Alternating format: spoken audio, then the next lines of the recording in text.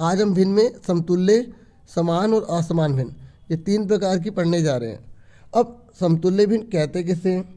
देखो बच्चों, यहाँ लिखा हुआ है समतुल्य भिन्न वे होते हैं जो अलग अलग दिखते हैं। देखो यहाँ 1/2 है, 2/4 है, 3/6 अलग अलग दिख रहे हैं ना, लेकिन उनका मूल्य समान होता है। मूल्य कैसे समान होता है? आप देखो, इसको काट के देखो, 2 1 जा 2, 2 2 जा 4, देखो सेम आ रहा है ना। इसे काट के देखो 3 से, 3 1 जा 3, 3 2 जा 6, 3 1 3, 3 2 6, सेम आ रहा है ना, समान आ रहा है ना। तो ये बताया जा रहा है। और देखो समान कैसे आ रहा है, देखो यहाँ पे ग्रीन है, इसमें कोई पार्ट नहीं है, इसमें 2 पार्ट है, इसमें 3 पार्ट है। देखा जाए तो ये पूरा का पूरा का आधा हिस्सा है, ये भी तो पूरे का आधा हिस्सा है, ये भी पूरे का आधा हिस्सा है, ठीक है। इसलिए कहते हैं इनका मूल्य समान होता है। यहाँ तक क्लियर हो गया। अब देखो, ये ध्यान रख लो, ये जो समतुल्य भिन्न पता कैसे निकाली जाती है? अंश मतलब ऊपर वाला, हर मतलब नीचे वाला, दोनों में या तो समान संख्या की गुणा कर दो या समान संख्या से भाग कर दो, तो आपके समतुल्य भिन्न निकल जाएंगे। समझ में आई मैं क्या कहना चाहता हूँ? मान लो अगर आपसे कोई पूछ ले कि 4/9 के समतुल्य भिन्न बताइए, तो आप जो है ऊपर अंश में और हर में समान संख्या की गुणा या भाग कर दो। जैसे मैंने 4 को 2 से गुणा करा और इसे भी 2 से गुणा कर दिया, तो 4 दूनी 8, ठीक है, 9 दूनी 18। अब इसे काट के देखो, 2 चौके 8, 2 नीम 18, वापस वही आ रहा ना। ये याद रखना कि अगर आपसे कोई पूछ ले कि समतुल्य भिन्न कैसे निकालते हैं, तो आप बोलना कि अंश और हर में अगर हम समान संख्या की गुणा कर दें या समान संख्या की भाग कर दें, तो समतुल्य भिन्न हमें प्राप्त हो सकती है। समझ में आ गई बच्चों? बस जीरो को छोड़ के, लेकिन ना किसी दिए गए भिन्न के समतुल्य भिन्न प्राप्त करने के लिए हमें अंश और हर में दोनों में एक ही संख्या से गुणा या भाग करना होता है, सिर्फ जीरो को छोड़ के। ठीक है, समझ में आ गई। अब अगला टॉपिक पढ़ रहे हैं, समान और असमान भिन्न किसे कहते हैं। बहुत ही आसान है, आपको ये याद होना चाहिए कि ऊपर वाले को अंश कहते हैं, नीचे वाले को हर कहते हैं। तो बस आप इजीली बता सकते हो, आसानी से बता सकते हो।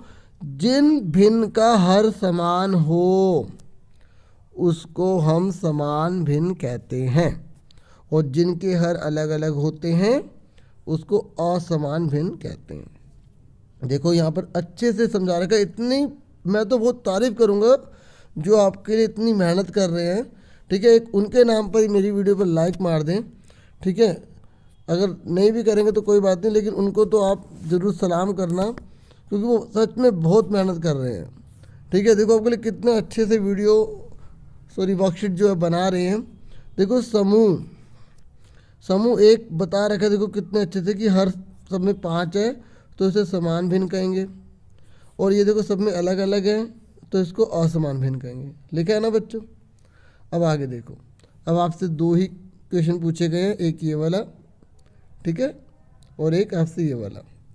देखो बच्चों, अब इसका आंसर क्या आएगा? मैंने आपको क्या बताया, जब हमें बराबर भिन्न निकालनी होती है तो हम अंश और हर में समान संख्या की गुणा या भाग करते हैं। मैंने आंसर एक पेज पर कर दिया, इस पर मैं आपको कॉपी पर कर नहीं दिखा रहा। ठीक है, क्योंकि इस क्वेश्चन में ऐसा कुछ था नहीं। ठीक है, ये आप खुद ही बता सकते हो। जैसे 6 की और 1 में दोनों में समान संख्या की गुणा भाग कर दो। जैसे 2 की कर दी हमने गुणा, तो 2 1 कम 2, 2 6 12, ये भी आंसर आ गया।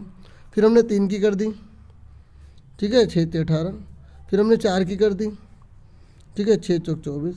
कुछ बच्चे ऐसे भी कर लेते हैं, जैसे 1 का टेबल पढ़ लिया, 1 1 जा 1, 1 2 जा 2, 1 3 जा 3, 1 4 जा 4, 6 2 जा 12, 6 3 जा 18, 6 4 जा 24।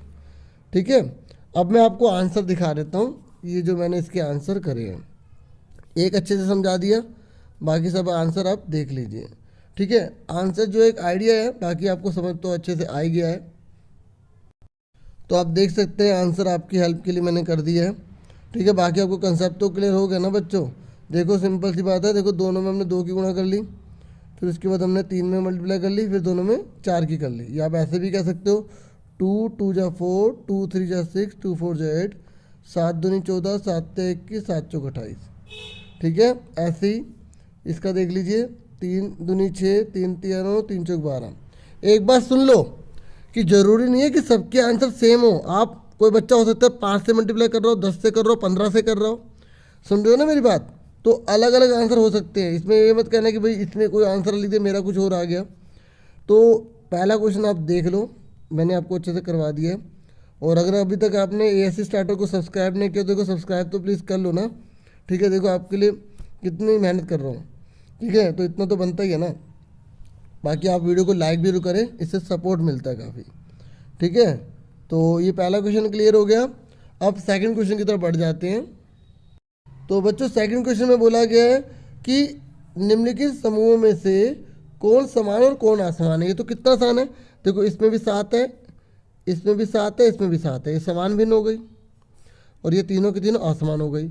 ऐसे इसमें भी 11 है, इसमें भी 11 है, इसमें भी 11 है, इसमें भी 11। सिर्फ हर में देखना है, आप ये मत कहना सर ऊपर 11 लिखा है, बेटा इसको नहीं लेंगे क्योंकि ये अंश में है। कौन सा अंश में, इसको हटा दो तो 4 आ गए, बाकी क्या आ गए, असमान भिन्न आ गई, ठीक है। अब लिखने का तरीका आप एक बार देख लो, मैंने कर रखा है आपके लिए, आप देख लीजिए, ठीक है। ये हमने पहले पूरा क्वेश्चन उतार लिया, तो आप यहाँ लिख देना समान भिन्न, ये लिख देना, ठीक है, समान भिन्न, ठीक है। ये लिखना रह गया था, ठीक है, तो ये आप यहाँ से लिख देना समान भिन्न, ठीक है।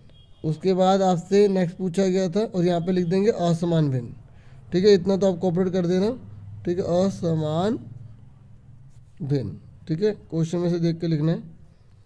और फिर उसके बाद हमने उतार लिया पूरा, फिर हमें इसमें बताना था समान, तो 11 11 सबके नीचे, तो यहाँ लिख देना समान भिन्न, ठीक है, समान भिन्न। और यहाँ पर क्या लिखेंगे आप, असमान भिन्न, असमान भिन्न, बस आपको इतना ही लिखना है और ये आपका आंसर आ जाएंगे, ठीक है। समझ गए ना, ये भिन्न लिखा है, थोड़ा सा स्पेस कम है तो लिखा नहीं गया, समझ में आ गए बच्चों। और इस तरीके से मैं आपके लिए वीडियोस लेकर आता रहूँगा और आप भी मुझे सपोर्ट करते रहना। और जितना हो सके प्लीज़ शेयर करो अपने फ्रेंड्स को। और आज के लिए इतना बहुत है, अपना पूरा ध्यान रखना, आप ही देश का भविष्य हैं। Take care dear students.